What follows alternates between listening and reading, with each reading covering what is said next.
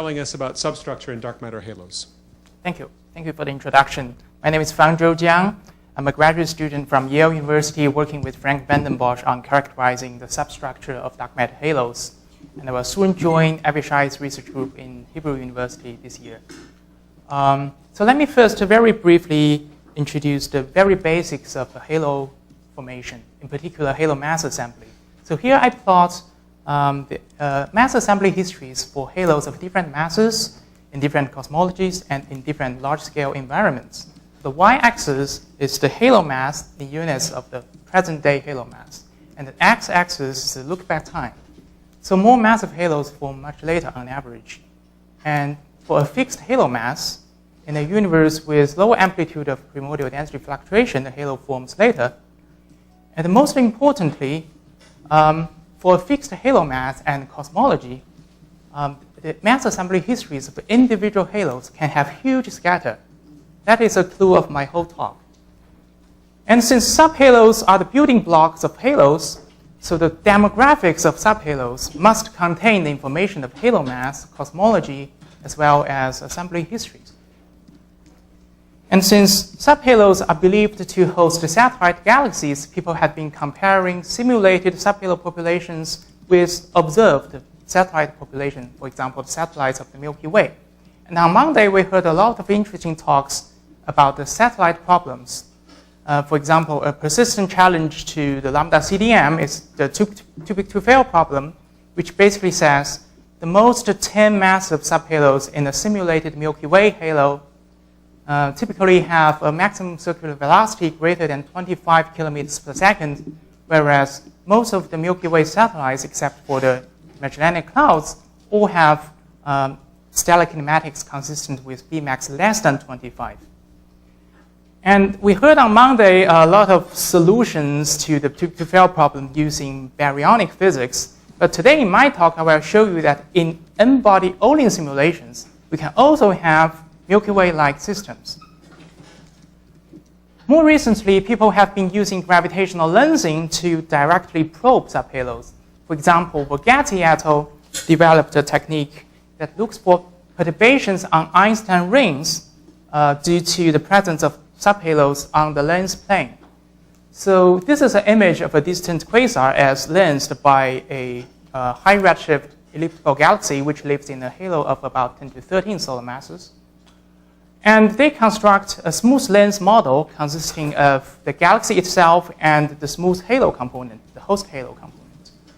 The model agrees nicely with the picture, but there is always a tiny feature that cannot be reproduced by the smooth lens model until they reintroduce a small subhalo of mass about 2 times 10 to the 8 solar masses. So they apply this technique to about 10 lenses, and most of the time they find no subhalos, but there are a couple of detections.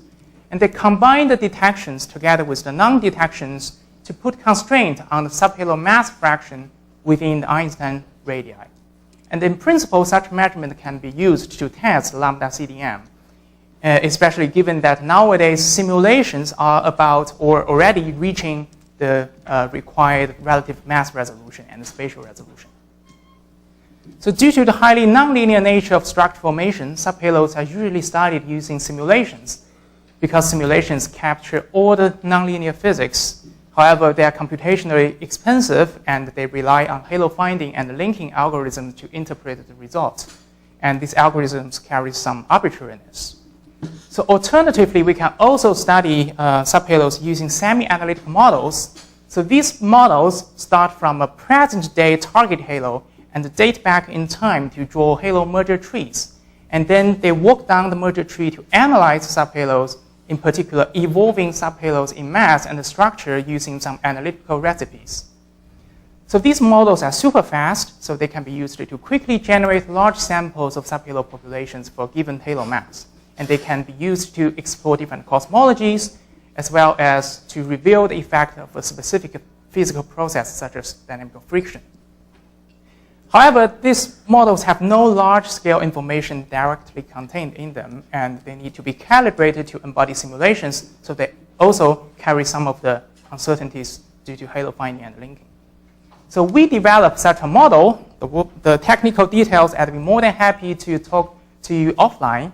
But for the moment, all you need to know is that we use merger trees based on the extended class structure formalism, and we consider subhalo mass stripping, tidal stripping, subhalo orbit decay due to dynamical friction, as well as the subhalo structural change due to mass loss and dynamical heating. So in order to use the model, the user gives a halo mass scale, gravitational redshift, a cosmology, and the required mass resolution, and of course, how many halo realizations you want. And then the model runs it and very quickly gives you halo catalogs as if you have run a high-resolution zoom-in n-body simulation. We calibrated the model against the Bolshoi n-body simulation. By saying calibration, I mean to tune the subhalo mass loss strengths in order to reproduce subhalo mass functions.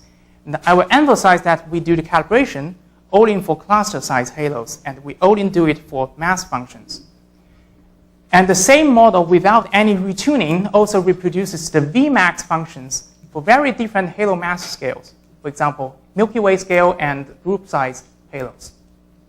So gray lines are model predictions, and the red are Bolshoi simulation result. And the Bolshoi mass resolution basically corresponds to a small Magellanic cloud object.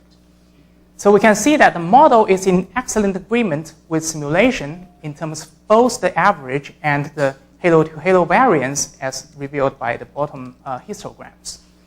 And so we basically simulate simulations, where at the same time we outperform simulations in terms of resolution and the statistical power for cluster size objects, because there are so few cluster size objects in simulations. So we use the model to generate thousands of Milky Way size objects in order to, for example, evaluate how severe the too-big-to-fail problem is in a dark matter Olin setting. So far in the Aquarius simulation and in the Alvis simulation and many other high-res zoom-in simulations, we see no Milky Way-like halos in terms of the satellite's Vmax distribution. And the key aspect of too-big-to-fail is basically a Vmax gap between the small Magellanic Cloud and whichever the third largest satellite is. And with our 10,000 model realizations, we do find there are a few systems that look exactly like the Milky Way. And one of them is illustrated here with the rotation curves of the two Magellanic Cloud analogs standing out, and the rest of the subhalo population go right through the Milky Way data points. So in n-body Olin simulations, we can have no too-big-to-fail systems if you consider the huge halo-to-halo variance. We can reverse the question and ask what kinds of Milky Way-sized halos most easily give rise to the Milky Way-like satellite population. And I mean, what kind of Milky Way halo mass and what kind of formation history. So if Milky Way-like means having only 3 satellites with Vmax greater than 30, then we pick out a relatively low mass halo, and there is no constraining power on formation time. If Milky Way-like means having 2 Magellanic Clouds, then we pick out very massive Milky Way halo and late-forming Milky Way halo. If we consider the gap aspect, which means we have no less than 2 Magellanic Clouds and no more than 3 massive satellites, then we pick out about very low Milky Way halo mass and a relatively late formation time. And in total, we have only less than 1% halo realizations that have this gap feature. So in short, Vmax gap prefers a low halo mass and late forming halo. Okay. We also use the model to study the subhalo mass fraction, which is the quantity of interest in gravitational lensing. So we find that on average, subhalo mass fraction increases from about 5% for galactic-sized halos to more than 10% for cluster-sized halos. And we also find the mass fraction in sub-subhalos is about 10% of that in subhalos. This basically reflects the self-similar nature of structure formation, as subhalos contain about 10% of the host halo mass. The data point here is a measurement from weak lensing. Weak lensing measurement of the subhalo mass fraction in the coma cluster. So the lensing measurement is much higher than the median from the lambda CDM prediction. But the moment you consider the huge halo-to-halo variance and you plot the cumulative F-sub distribution, you will find that the lensing measurement lies within 95th percentile. Another aspect of the subhalo mass fraction is the subhalo mass fraction radial profile, which is the enclosed subhalo mass fraction as a function of halocentric radius. Here we have a bunch of zoom-in embodied simulations like Aquarius, Phoenix, Coco, which are based on the subfine halo finder. And our model results, Elvis simulation, and Beautry simulation, which are based on the Rockstar halo finder.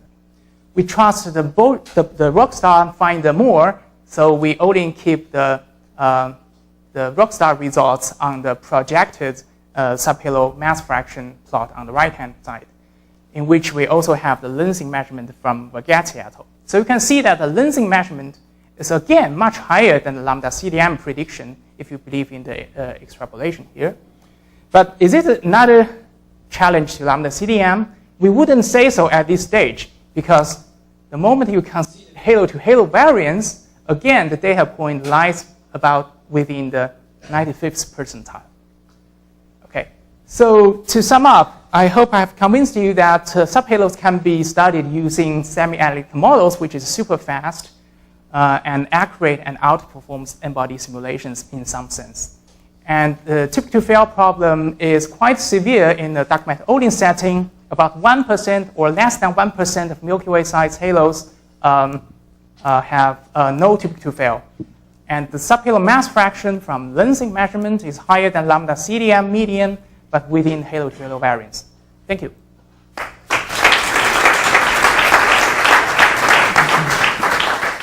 If we can have the next speaker come up and set up their talk. We have about 1 minute for questions, so question time's quite tight, but we do have time in the discussion later on. I'll try and throw it to you.